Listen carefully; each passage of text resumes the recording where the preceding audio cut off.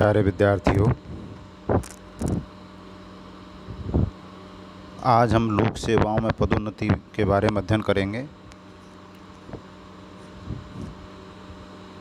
पदोन्नति जो कि लोक सेवा का एक अभिन्न अंग होती है।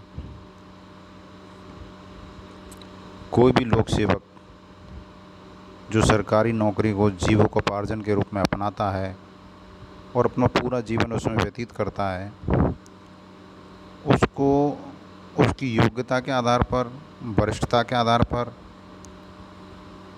और कार्य निष्पादन क्षमता के आधार पर उच्च पद पर आरूढ़ कर दिया जाता है।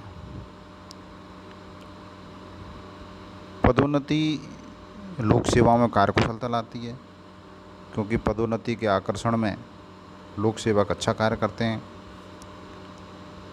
पदोन्नति लोक सेवकों को ऊंचा उठाने और विकास करने का अवसर भी देती है।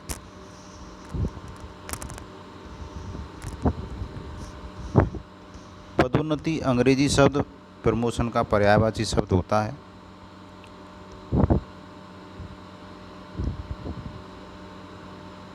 प्रमोशन प्रमोट से बना है और प्रमोट लैटिन भाषा के शब्द प्रोमोवेर से बना है और प्रोमोवेर का अर्थ होता है आगे बढ़ना।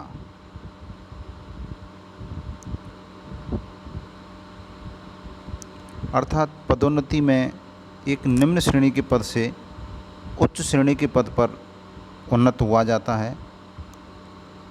जब निम्न श्रेणी के पद से उच्च श्रेणी के पद पर उन्नति मिलती है तो पद के कर्तव्य और उत्तरदायित्वों में भी परिवर्तन आ जाता है। पिफनर के अनुसार, पिफनर ने कहा है कि जो पदोन्नति है वो निम्न पद से उच्च पद की ओर प्रगति है, जिससे कर्तव्यों में परिवर्तन आ जाता है। विलियम जी टॉर्पे ने कहा है कि पदोन्नत अधिकारी के एक पद से दूसरे पद पर पहुंचने की ओर संकेत करती है। अर्थात पदोन्नति में पद तो बदलेगा, लेकिन जो पद मिलेगा वो उच्च स्तर का पद मिलेगा। इसमें कार्मिक के कर्तव्यों और उत्तरदायित्वों में वृद्धि होती है और वेतन में भी वृद्धि होती है। अर्थात पदोन्नति में निम्न पद से उच्च पद पर प्रगति होती है, कर्तव्य और उत्तरदायित्वों में वृद्धि होती है और वेतन में वृद्धि होती है। पदोन्नति की विशेषताएं। पदोन्नति को आंतरिक बढ़ती भी कहा जाता है। पदोन्नति तभी होगी जब उच्च पद रिक्त होगा और उस रिक्त पद को भरने के जो तरीके हैं, अगर संगठन के अंदर से ही कर्मचारी को प्रमोशन देते हैं तो वो आंतरिक भर्ती हो जाती है, और खुले क्षेत्र से प्रतियोगी परीक्षा के माध्यम से भरते हैं तो वो खुली भर्ती या सीधी भर्ती हो जाती है। लेकिन पदोन्नति को आंतरिक भर्ती कहा जाता है, क्योंकि संगठन के अंदर से ही कर्मचारी को उच्च पद पर आरूढ़ सवार करना या उसको पदस्थापित करना वो कर दिया जाता है। इसमें कार्मिक की परिस्थिति अर्थात उसके स्टेटस में वृद्धि होती है। पदोन्नति से पदनाम में परिवर्तन आ जाता है। कार्मिक के कर्तव्यों और उत्तरदायित्वों में वृद्धि होती है। कार्मिक के प्रतिष्ठा और सम्मान में वृद्धि होती है। कार्मिक निम्न पद से उच्च पद पर पहुंचता है। पदोन्नति से जो भर्ती होती है वो कम खर्चीली होती है, क्योंकि इसमें किसी प्रतियोगी परीक्षा का आयोजन करना नहीं होता। पदोन्नति से कार्मिक के वेतन में बढ़ोतरी होती है और कार्मिक आगे बढ़ता है, कार्मिक को विकास के अवसर मिलते हैं। पदोन्नति का महत्व। संगठन और कार्मिक दोनों के लिए पदोन्नति का विशेष महत्व होता है।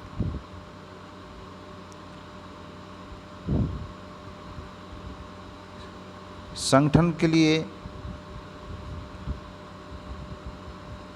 उपयुक्त कार्मिक मिल जाता है और कार्मिक को जो महत्व है वो है कि उसकी महत्वाकांक्षाओं की पूर्ति हो जाती है, उसको संतुष्टि मिलती है।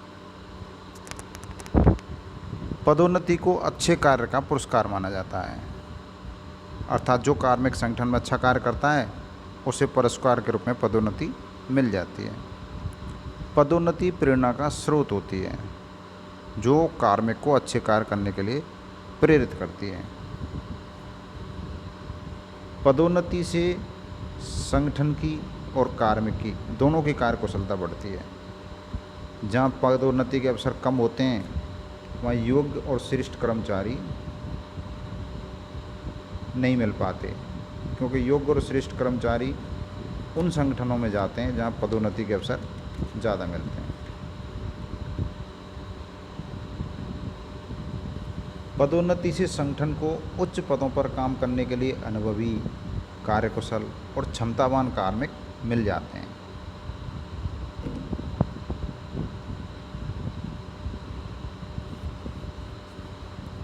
जिन संगठनों में कार्मिकों को पदोन्नति के ज़्यादा अवसर मिलते हैं वहाँ योग्य और सक्षम कार्मिक ज़्यादा आकर्षित होते हैं। पदोन्नति कार्मिकों के मनोबल को बढ़ाती है, उसमें वृद्धि करती है। जब मनोबल बढ़ता है तो वो अधिक कुशलता से अपने कार्य और उत्तरदायित्वों का निर्वाह करते हैं। अगर पदोन्नति के अधिक अवसर मिलेंगे तो लोक सेवक नौकरी में बना रहेगा, संगठन में अधिक समय तक कार्य करेगा। इससे संगठन और कार्मिक में अपनत्व का रिश्ता कायम हो जाता है। पदोन्नति के प्रकार। सामान्यतः पदोन्नति दो प्रकार की होती है। एक पदोन्नति ऐसी होती है जिसमें एक संवर्ग से दूसरे संवर्ग में कार्मिक को पदोन्नत किया जाता है, अर्थात कार्मिक का संवर्ग बदल जाता है, तो इसे बोलते हैं संवर्ग परिवर्तन पदोन्नति। जैसे राजस्थान पुलिस सेवा का अधिकारी भारतीय पुलिस सेवा में पदोन्नत हो जाता है, राजस्थान प्रशासनिक सेवा का अधिकारी भारतीय प्रशासनिक सेवा में पदोन्नत हो जाता है। तो यहाँ संवर्ग बदल जाता है, कैटेगरी जो है उसकी वो बदल जाती है। दूसरी पदोन्नति होती है कि संवर्ग नहीं बदलता, उसी सेवा में कार्य करता रहता है कार्मिक, लेकिन वेतनमान में वृद्धि हो जाती है और उच्च पद प्राप्त हो जाता है। इसे वेतनमान पदोन्नति भी कहा जाता है। जैसे राजस्थान प्रशासनिक सेवा का अधिकारी कनिष्ठ वेतनमान से लेकर वरिष्ठ वेतनमान, सुपर टाइम स्केल वेतनमान तक पदोन्नत होता जाता है। पदोन्नति के सिद्धांत। दो प्रकार के सिद्धांत पदोन्नति के बारे में प्रचलित हैं। पहला वरिष्ठता का सिद्धांत, दूसरा योग्यता का सिद्धांत। वरिष्ठता के सिद्धांत में पदोन्नति वरिष्ठता के आधार पर होती है, सीनियरिटी के आधार पर। सबसे पहले उस कार्मिक को पदोन्नति मिलेगी जो सेवा में या संगठन में पहले आया है, अर्थात जिस कार्मिक की सेवा अवधि सबसे ज़्यादा होगी उसे सबसे पहले पदोन्नति मिलती है। भारत में वरिष्ठता के आधार पर पदोन्नति की शुरुआत ईस्ट इंडिया कंपनी के शासनकाल में हुई थी।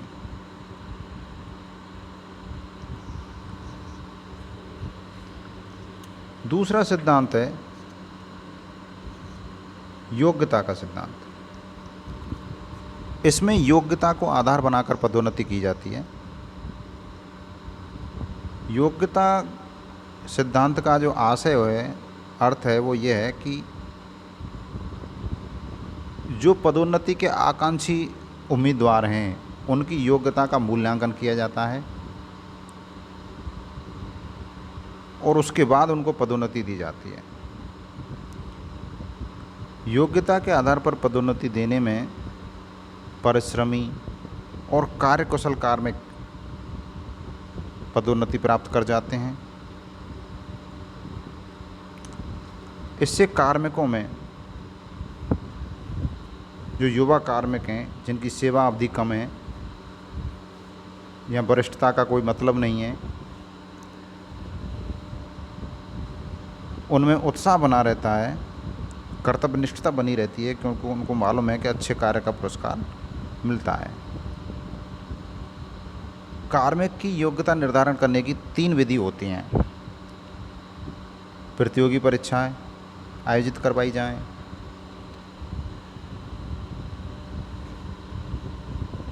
प्रतियोगी परीक्षाएं सामान्यतः 3 प्रकार की होती हैं। खुली प्रतियोगी परीक्षा, सीमित प्रतियोगी परीक्षा और उत्तीर्णता परीक्षा। खुली प्रतियोगी परीक्षा, इसे बाहरी भर्ती भी कहते हैं, और इसमें सेवा के बाहर से भी प्रत्याशी सम्मिलित होते हैं। अर्थात जो कार्मिक संगठन में कार्यरत हैं वो भी इस परीक्षा को दे सकते हैं, और जो कहीं भी कार्यरत नहीं हैं, खुले क्षेत्र के प्रत्याशी हैं, वो भी इस परीक्षा में सम्मिलित हो सकते हैं। लेकिन इस प्रणाली का दोष ये है कि जो कार्मिक पहले से सेवा में काम कर रहे हैं उनके साथ अन्याय होता है, क्योंकि सेवा से बाहर के उम्मीदवार भी इस परीक्षा में सम्मिलित हो जाते हैं और चयनित भी हो जाते हैं। सीमित प्रतियोगिता परीक्षा, सीमित प्रतियोगिता परीक्षा में जो प्रत्याशी सम्मिलित होते हैं वो पहले से ही सरकारी सेवा में होते हैं।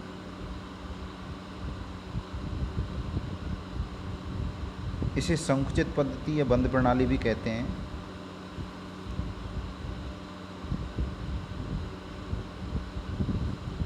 उत्तीर्णता परीक्षा, पदोन्नति की इस व्यवस्था में उम्मीदवारों को केवल परीक्षा उत्तीर्ण करनी होती है, यानी न्यूनतम निर्धारित अंक प्राप्त करने होते हैं, और जो न्यूनतम निर्धारित अंक प्राप्त कर लेते हैं उनको पदोन्नत कर लिया जाता है। तो ये प्रतियोगी परीक्षाओं के माध्यम से पदोन्नति देने के 3 परीक्षा प्रणाली थी। अब दूसरा जो माध्यम है योग्यता निर्धारण का वो है सेवा अभिलेख। प्रत्येक विभाग में प्रत्येक लोक सेवक का सेवा अभिलेख होता है, अर्थात सर्विस रिकॉर्ड होता है। इस सर्विस रिकॉर्ड को उस लोक सेवक के उच्च अधिकारी द्वारा लिखा जाता है, और उसमें लोक सेवक की समस्त उपलब्धियों और कार्यों का मूल्यांकन लिखा जाता है। इसे कार्मिक का कार्य निष्पादन या उसका वार्षिक मूल्यांकन कहा जाता है। उच्च अधिकारी अपने अधीनस्थ कार्मिकों की सेवा के संबंध में सर्विस रिकॉर्ड बुक में जब मूल्यांकन करते हैं तो उसमें औसत से ऊपर, औसत या औसत से नीचे लिखता है। आजकल सर्विस रिकॉर्ड को 5 भागों में बांटकर लिखा जाता है: उत्कृष्ट, बहुत अच्छा, अच्छा, संतोषजनक तथा असंतोषजनक। सेवा अभिलेख को आधार बनाकर भी लोक सेवकों को पदोन्नति के लिए योग्यता का निर्धारण किया जाता है। लेकिन सेवा अभिलेख विधि की कमी यह है, कई बार उच्च अधिकारी सर्विस बुक रिकॉर्ड लिखने में पक्षपात कर देते हैं, और अगर अधीनस्थ अधिकारी के साथ उनका कोई वैचारिक भेदभाव होता है तो उनके प्रति उच्च अधिकारी द्वेष की भावना अपनाते हुए सर्विस बुक में प्रतिकूल प्रविष्टि कर देते हैं। अतः इसे सही नहीं माना जाता।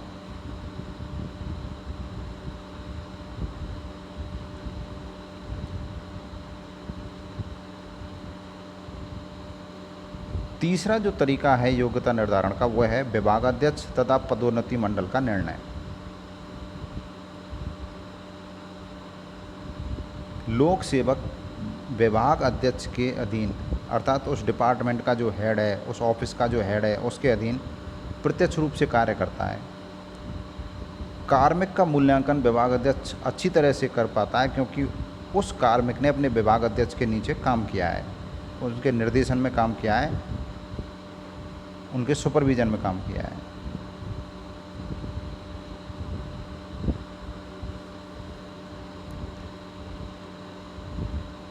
कई बार विभाग अध्यक्ष की राय पक्षपातपूर्ण हो जाती है, तब पदोन्नति के लिए पदोन्नति मंडल के निर्णय को आधार बनाया जाता है। प्रत्येक विभाग में पदोन्नति मंडल होते हैं। पदोन्नति मंडल में 3-4 सीनियर ऑफिसर की एक कमेटी होती है। इसे प्रमोशन बोर्ड या पदोन्नति मंडल कहा जाता है। पदोन्नति मंडल के अधिकारी कार्मिक के सर्विस रिकॉर्ड को देखते हैं और साक्षात्कार अर्थात इंटरव्यू और अन्य आधारों के अनुसार योग्यता का निर्धारण करते हैं और जो कार्मिक सबसे उपयुक्त और योग्य पाए जाते हैं उन्हें पदोन्नति के लिए योग्य मान लिया जाता है। पदोन्नति मंडल द्वारा कार्मिकों की पदोन्नति की जो पद्धति है वो तुलनात्मक दृष्टि से अच्छी मानी जाती है।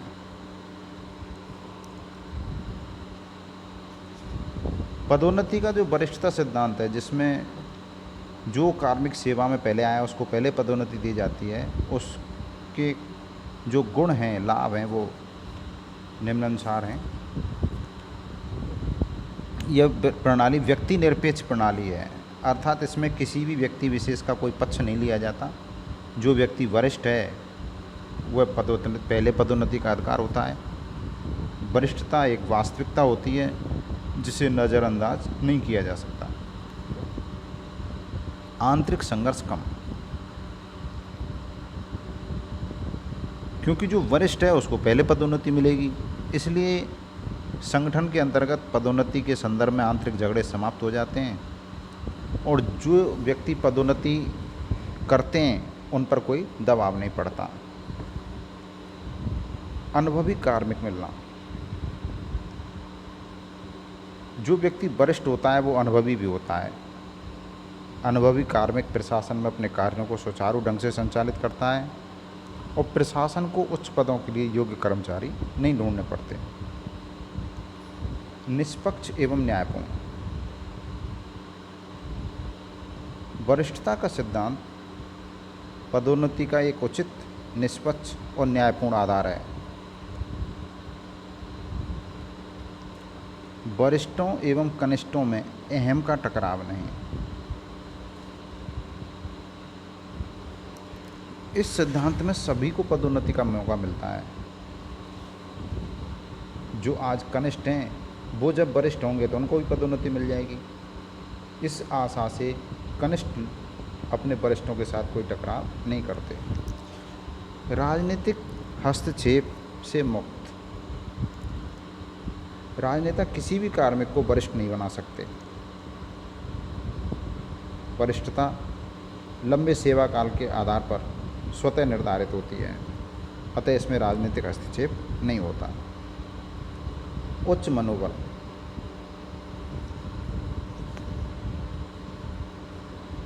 वरिष्ठता के आधार पर पदोन्नति भविष्य में निश्चित होती है, इसलिए पदोन्नत होने वाले कार्मिकों का मनोबल ऊंचा रहता है। पुराने कार्मिकों की प्रतिष्ठा की रक्षा,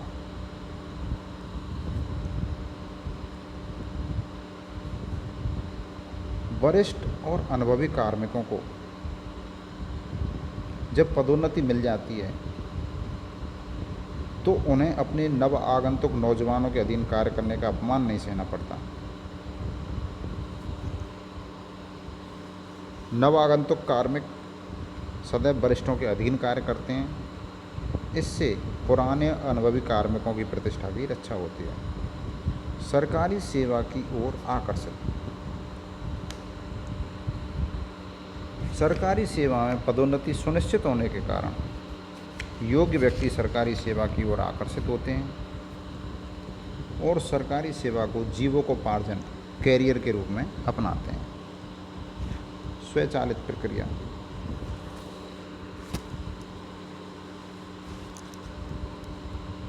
वरिष्ठता के आधार पर पदोन्नति में ना तो किसी कार्मिक को और ना ही संगठन को कोई विशेष प्रयास करने पड़ते हैं। यह एक स्वचालित प्रक्रिया होती है। वरिष्ठता सिद्धांत के दोष। पहला दोष है अयोग्य व्यक्ति पदोन्नत होना। वरिष्ठता सिद्धांत में जो पदोन्नति का आधार है उसका एकमात्र आधार है सेवा की अवधि। जिसका सर्विस पीरियड लंबा है उसको पहले पदोन्नति मिलेगी।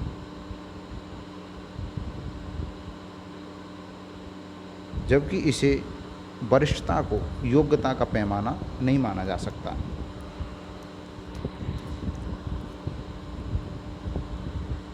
प्रतिस्पर्धा एवं प्रोत्साहन का अभाव। जब वरिष्ठता के आधार पर पदोन्नति होती है तो कार्मिकों में प्रतिस्पर्धा की भावना नहीं रह पाती, क्योंकि जब वरिष्ठ होंगे तो पदोन्नति भी होंगी। जब पदोन्नति होनी ही है तो प्रतिस्पर्धा क्यों की जाए, योग्यता बढ़ाने के प्रयास क्यों किया जाए। होनहार एवं योग्य व्यक्तियों के लिए अन्यायपूर्ण। यह पद्धति होनहार और महत्वाकांक्षी कार्मिकों की राह में, प्रगति की राह में बाधक मानी जाती है, क्योंकि इससे योग्य नौजवान कार्मिकों को उच्च पद नहीं मिल पाते। वरिष्ठता एक भ्रम। वरिष्ठता एक भ्रम इस प्रकार से है क्योंकि जो कोई कार्य किया जा रहा है उस कार्य को कुछ कार्मिक तो 1 वर्ष में समझ जाते हैं और कुछ कार्मिक उस कार्य को 5 से 7 साल में भी नहीं समझ पाते। एक कार्मिक एक कार्य को कई बार करने मात्र से वरिष्ठ नहीं हो जाता।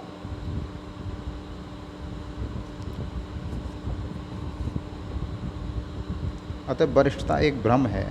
अगर कार्य प्रक्रिया, कार्य प्रणाली समझ में आ जाती है तो एक बार में ही समझ में आ जाती है, नहीं आती तो 20 साल तक लगे रहो उसको, वो तब भी समझ में नहीं आती। नवाचार विरोधी। वरिष्ठता पद्धति के कारण कार्मिकों में आलस, नवाचार का विरोध और रूखा व्यवहार पनपने लगता है। नकारात्मक दृष्टिकोण वाले कार्मिक किसी भी कार्य को सही ढंग से नहीं करते, क्योंकि उनको पता होता है कि पदोन्नति तो निश्चित समय पर मिल ही जाएगी।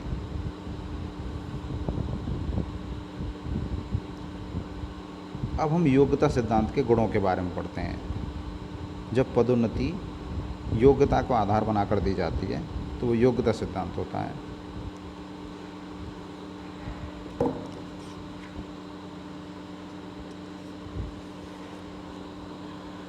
योग्यता सिद्धांत का पहला गुण है योग्य कार्मिक को पुरस्कार। योग्यता के आधार पर जब पदोन्नति मिलती है तो परिश्रमी, योग्य और महत्वाकांक्षी कर्मचारी को मिलती है और वो एक पुरस्कार के रूप में मानी जाती है। नवयुवक व्यक्तियों का प्रवेश। योग्यता के आधार पर पदोन्नति देने से संगठन में नया खून और उत्साही कार्मिक आते हैं। कौशल एवं गुणों का महत्व। जब योग्यता के आधार पर पदोन्नति दी जाती है तो कार्मिक सदैव अपनी योग्यता और कौशल को बढ़ाता रहता है। लक्ष्य प्राप्ति में आसानी। योग्यता के सिद्धांत पर पदोन्नति व्यवस्था होने पर संगठन में उच्च पदों पर सदैव योग्य और कुशल कार्मिक पहुंचते हैं, जिससे संगठन को आसानी से लक्ष्य प्राप्त हो जाते हैं। परिवर्तन करने में आसानी। योग्य और कुशल कार्मिक सेवा में आते हैं, इससे प्रशासन में अगर कोई संशोधन और परिवर्तन करना हो तो उनको भी आसानी से किया जा सकता है। योग्यता सिद्धांत के ये फायदे हैं। योग्यता सिद्धांत के दोष। पहला दोष है कि उच्च पदों पर नवयुवकों की नियुक्ति। क्योंकि योग्यता आधारित पदोन्नति खुली होती है, कोई भी नवयुवक योग्यता के आधार पर उच्च पद को प्राप्त कर लेता है। जब उच्च पद को नवयुवक प्राप्त कर लेगा तो जो वरिष्ठ है वो निम्न पद पर है और वो अपने से कनिष्ठ, जो अनुभव में भी कनिष्ठ हैं, आयु में भी कनिष्ठ हैं, तो उनके अहम में टकराव होता है। अनुभव की उपेक्षा, योग्यता को आधार बनाने से जो वरिष्ठ कार्मिक हैं, अनुभवी कार्मिक हैं, संगठन में कई सालों से कार्य कर रहे हैं, उनके अनुभव की उपेक्षा होती है। सामान्य कार्मिकों को नुकसान। प्रशासन में कुशल कार्मिक भी होते हैं और सामान्य कार्मिक भी होते हैं। जो सामान्य स्तर के कार्मिक होते हैं वे योग्यता की प्रतियोगिता परीक्षा में पिछड़ जाते हैं और उन्हें नुकसान उठाना पड़ता है। योग्यता निर्धारण में बाधा।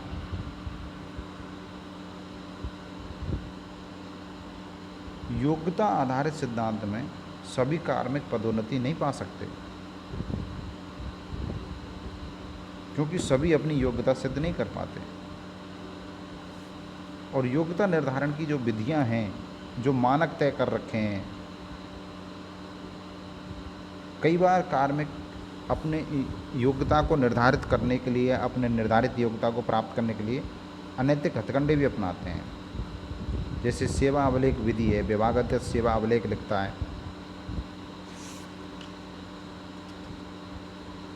तो कार्मिक अपने अधिकारी की चापलूसी करते हैं। घर का सारा काम जो नौकर द्वारा किया जाता है उसको भी करते रहते हैं, जिससे कि उच्च अधिकारी उनकी सर्विस रिकॉर्ड को में जो उसका मूल्यांकन करना है, उसको उत्कृष्ट या बहुत अच्छे कैटेगरी में उसका मूल्यांकन कर सके। असहयोग का वातावरण। योग्यता के आधार पर पदोन्नति देने से उच्च पदों पर नवयुवक अधिकारी चयनित हो जाते हैं और अनुभवी और वरिष्ठ कार्मिक निम्न पदों पर या अधीनस्थ पदों पर रह जाते हैं। तो अनुभवी कार्मिकों में और नवयुवक अधिकारियों में ईर्ष्या और द्वेष की भावना पैदा हो जाती है, संघर्ष की स्थिति पैदा हो जाती है। वरिष्ठ कार्मिक अपने नौजवान अधिकारियों का सहयोग नहीं करते, उनके साथ असहयोग का भाव रखते हैं। इस प्रकार वरिष्ठता के आधार पर पदोन्नति और योग्यता के आधार पर पदोन्नति की अपनी अपनी कमियां हैं, अपनी अपनी विशेषता हैं। आजकल अधिकांश पदों पर वरिष्ठता और योग्यता को संयुक्त रूप से आधार के रूप में काम में लिया जाता है।